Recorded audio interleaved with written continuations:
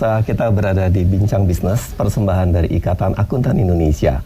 Saya sebagai host acara ini, Isnaini Ahdiat, akan mengawal program ini selama 1 jam ke depan. Edisi kali ini adalah edisi perdana kami. Sengaja kami pilihkan topik yang relevan dengan suasana Ramadan.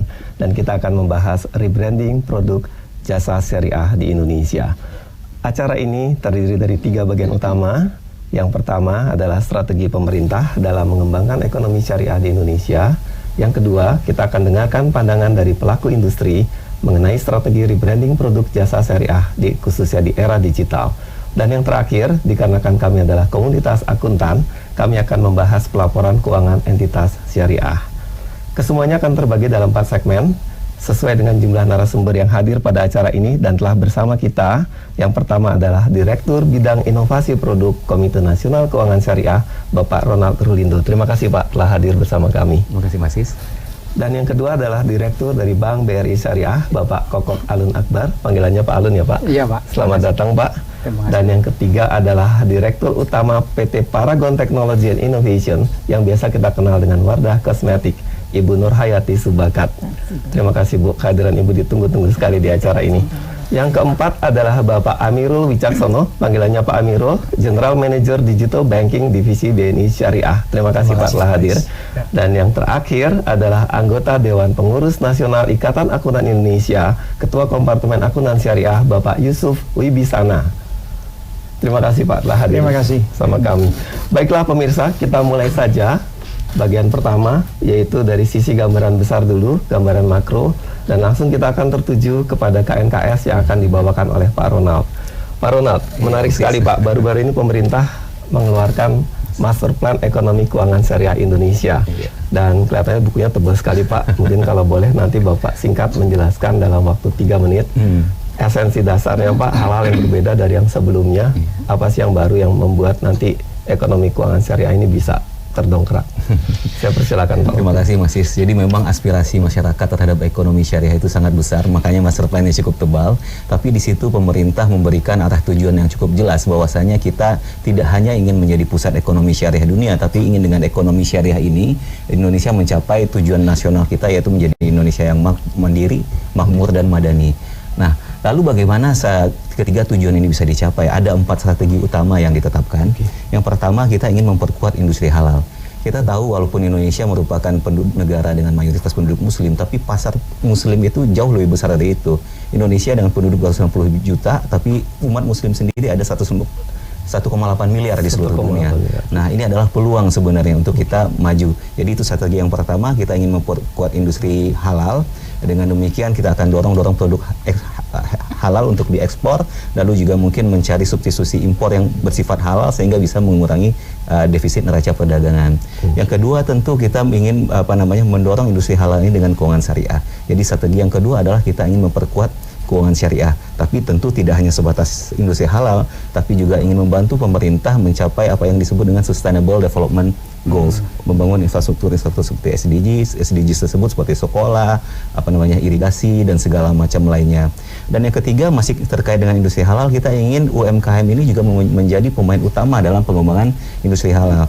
Apalagi di era industri 4.0 seperti saat ini, kita tahu banyak marketplace ini berjamur walaupun mereknya Indonesia, tapi kemudian kita sadar produk-produk yang dijual adalah dari luar negeri. Kenapa? Karena mereka dengan industri 4.0 ini bisa menghasilkan barang yang murah.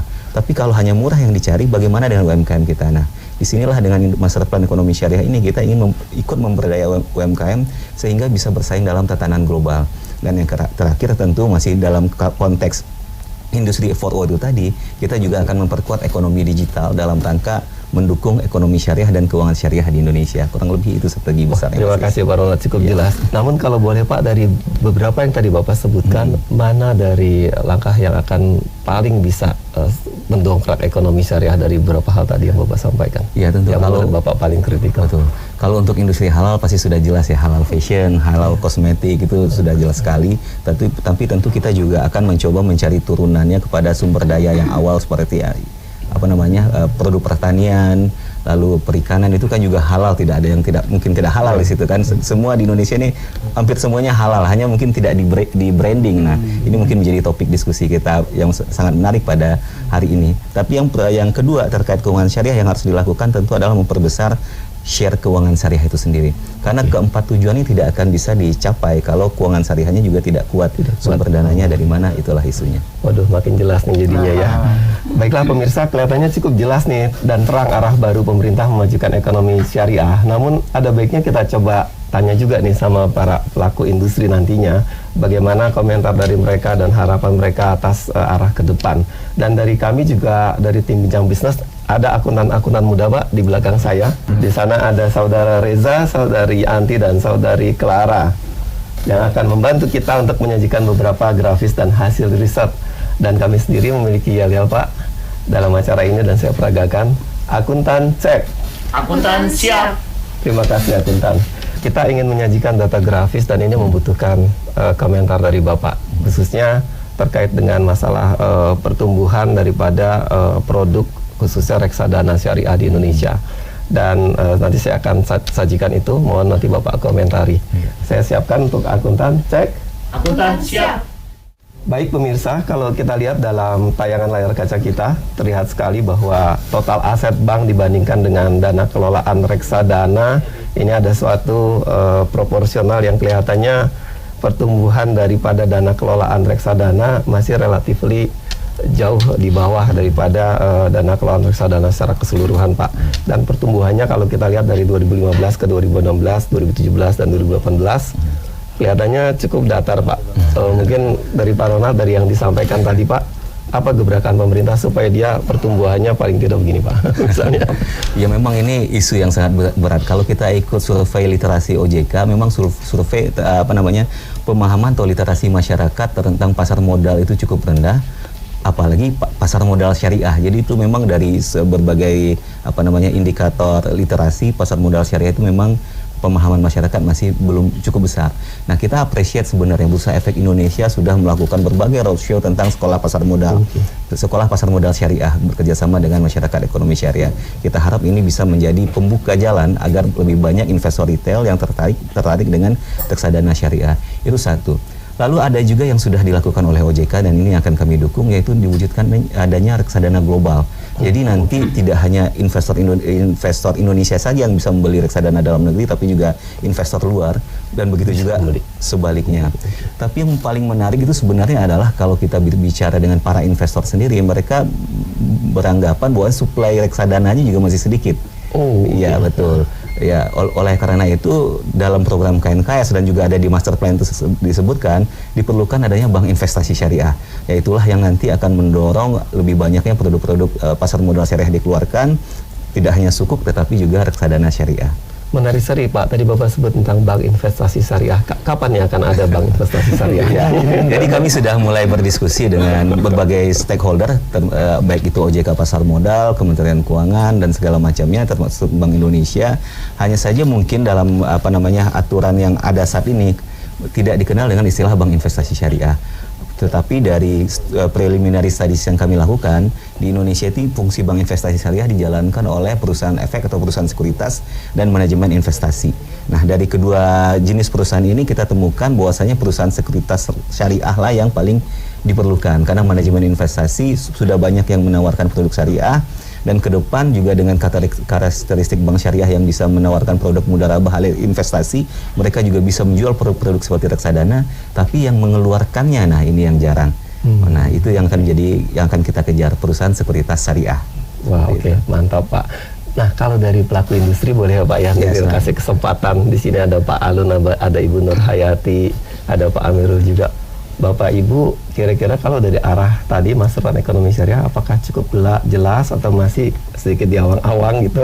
Atau kalau ada harapan boleh juga. Nanti saya persilakan siapa dulu yang akan mungkin menanggapin apa yang tadi sudah disampaikan oleh Pak Ronald. Mungkin Pak Alun dulu, silakan Pak Alun. Baik, jadi menurut saya bahwa apa yang telah dicanangkan ini menjadi pekerjaan besar kita ini. Karena sebetulnya kalau dibanding dengan negara-negara lain, kita sudah agak terlambat. Oke, ya, terlambat ya Pak? Terlambat. Ya? Sehingga saat ini kita sebagai penduduk Muslim terbesar ini malah menjadi objeknya, menjadi objek, di mana beberapa yang pemain di industri halal itu justru dari luar negeri. Nah, tapi tentu ini menjadi tantangan kita semua. Roadmap, perlu ada roadmap yang jelas, yang mungkin ada destinasinya seperti apa gitu. Karena untuk mewujudkan halal, industri halal ini memang tidak mudah.